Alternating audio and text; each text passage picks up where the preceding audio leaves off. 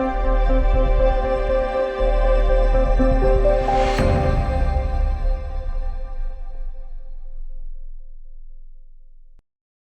hi everybody. So it's a great pleasure to be here. Thank you, Claire, for inviting me and to give this presentation now. So my talk is going to focus a bit more on my career and how I kind of got to be here in front of you, but I have got some science in there as well, so hopefully there's lots to talk about.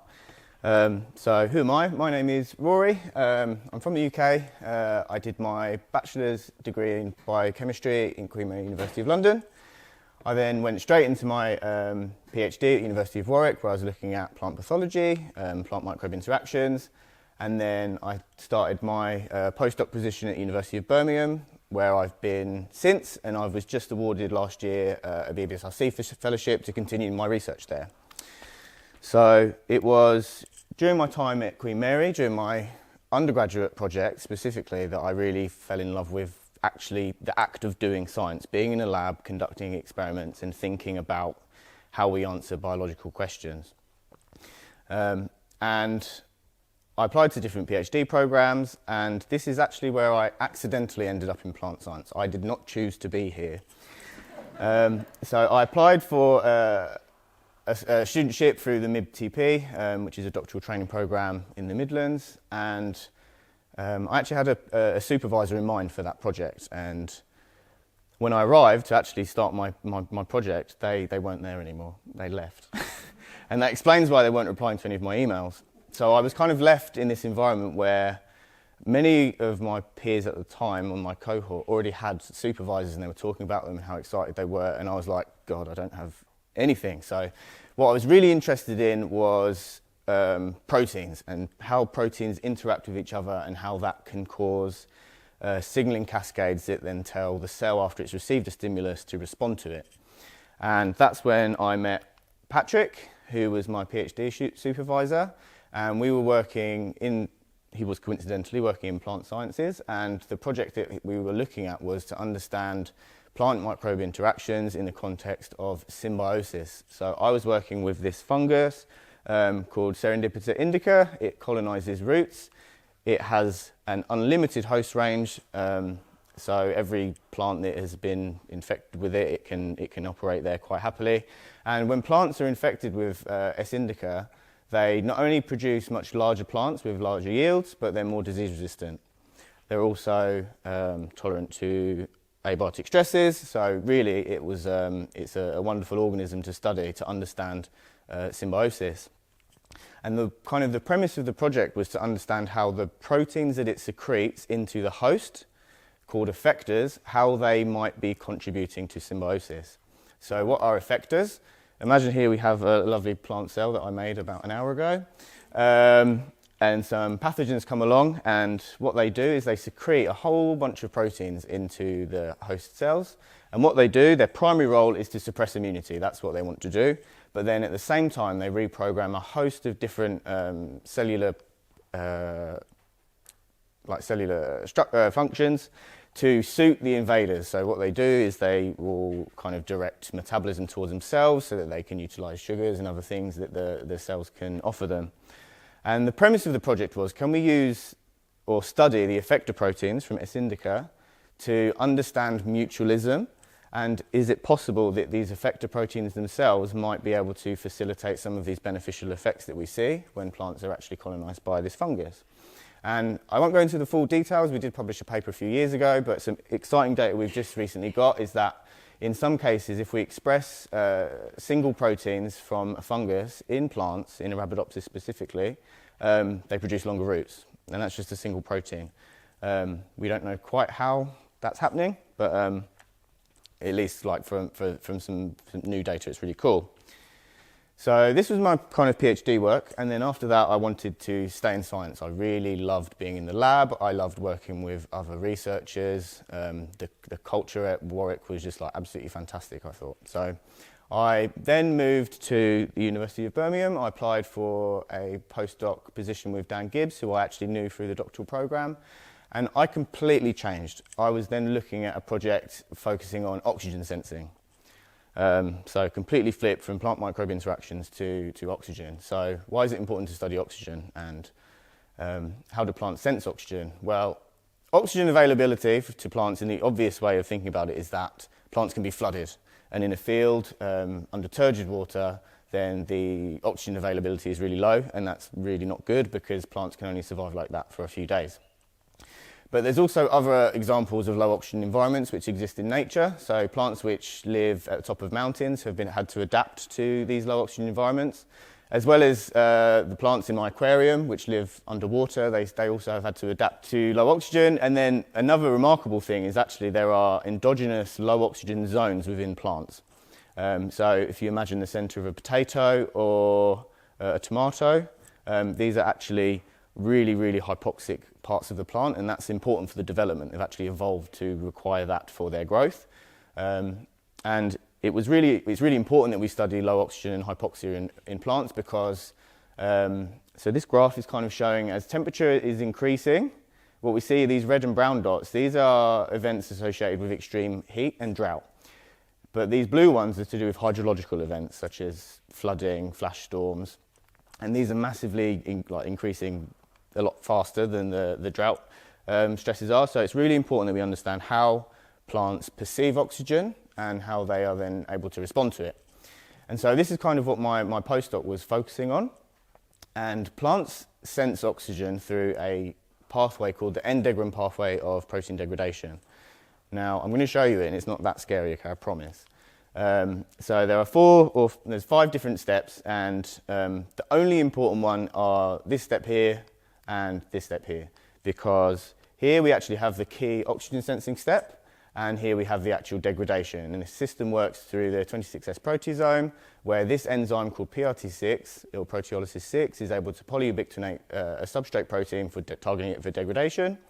And if you don't have oxygen available, then none of these other steps can happen. And what happens is these substrate proteins accumulate in response to that low oxygen and go on to do whatever it is they want to do.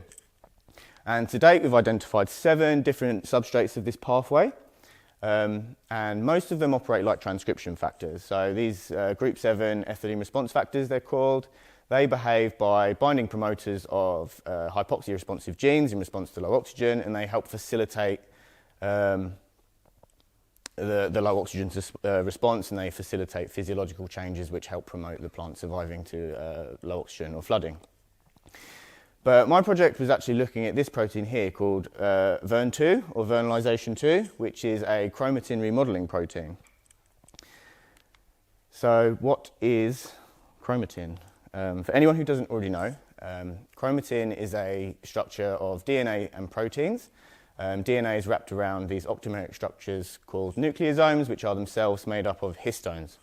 And these histones can be modified with post-translationally, which can facilitate changes in how those nucleosomes are structured. So if they're really close together, then it tends to attenuate gene expression. But if they're much further apart, then these genes can be accessed by RNA polymerase, and what we have is gene expression. And this protein vernalization 2, it's actually part of a complex called the polycomb repressive complex 2. And what this does is it deposits histone 3 lysine 27 trimethylation onto chromatin, which facilitates the formation of heterochromatin to attenuate gene expression. So as I mentioned, VERN2 is a subunit, a substrate of the endegrin pathway. So here we can see in an Arabidopsis seedling expressing a reporter for this protein under its own promoter fused to a GUS enzyme. Now, wherever we have the GUS enzyme, we get a blue colour. Okay, so in our wild type of Arabidopsis, we see that we have in the shoot meristem, which is also a hypoxic-like niche within the plant, and the root. But if we remove PRT6, that important E3 ligase, then we see that this reporter actually just ends up all throughout the plant. So that's just in like kind of these plants were grown in just normal happy conditions. What happens if we stress them?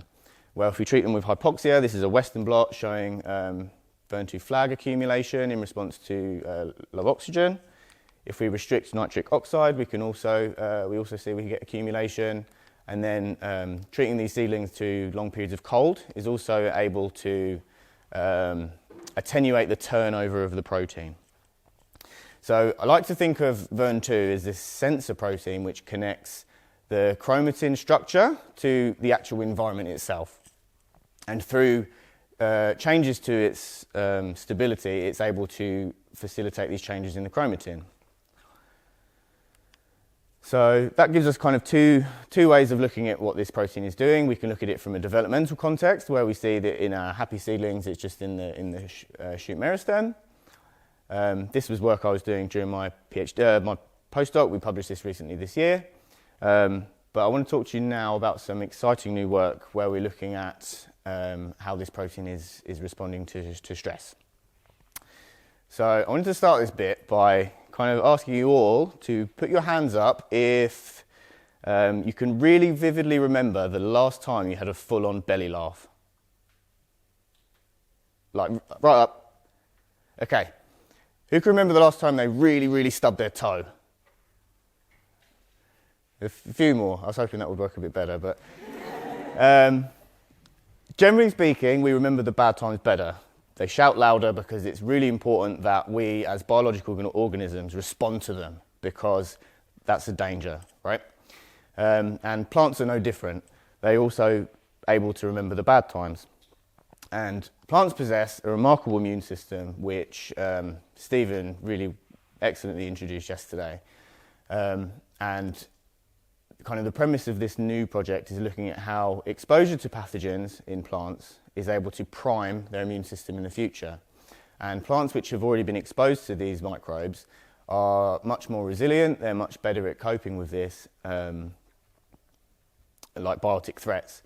And we've known about this for a really long time. Like, this was first reported like over 100 years ago, but nobody knows why. And there's lots of different evidence that people have looked at, and one of the emerging themes is the epigenetic regulation of gene expression through epigenetics, specifically looking at histone proteins.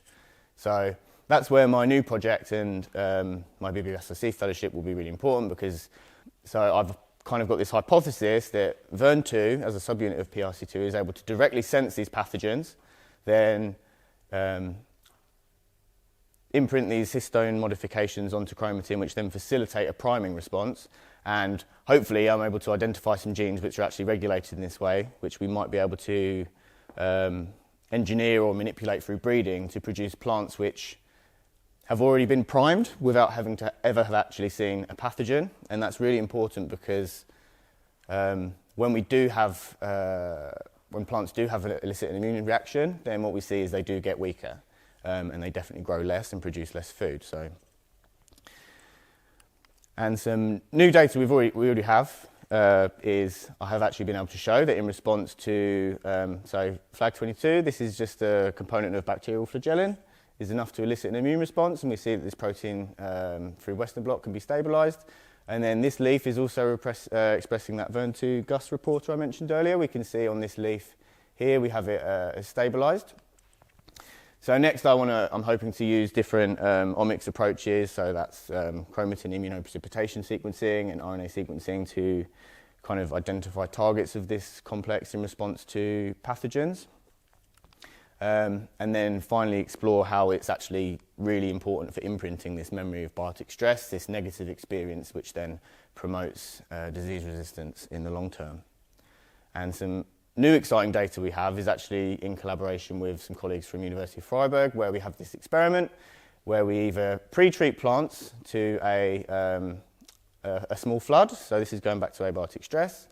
Plants have either been pre-treated or not pre-treated with this flooding. And if we look at Col0, we can see our naive plants, which have never been flooded before, really don't cope with this longer stress very well. But the ones which have been primed, we see they're much better at dealing with it. When we look at the VERN2 mutant, and we can quantify this, but when we look at the VERN2 mutant, these plants have completely don't know how to remember that they've experienced a flood before. And so with that, I kind of wanted to conclude. I hope some of you recognise this gentleman on the left here. He's Dr. Harold Osborne, and he became very evil after some experiments didn't work. But the point I want to make with this is that there's no set path. You never have to know every single step of the way with these things. I've changed field 3 times, and I only ended up in plant science accidentally. it's really great to be looking to the future, but you don't need to know everything right now because the path before you is not visible. So with that, I'd just like to thank all of my mentors and collaborators who've supported me on my scientific journey so far, as well as all of the different organisations who've supported my research and myself personally. Thank you.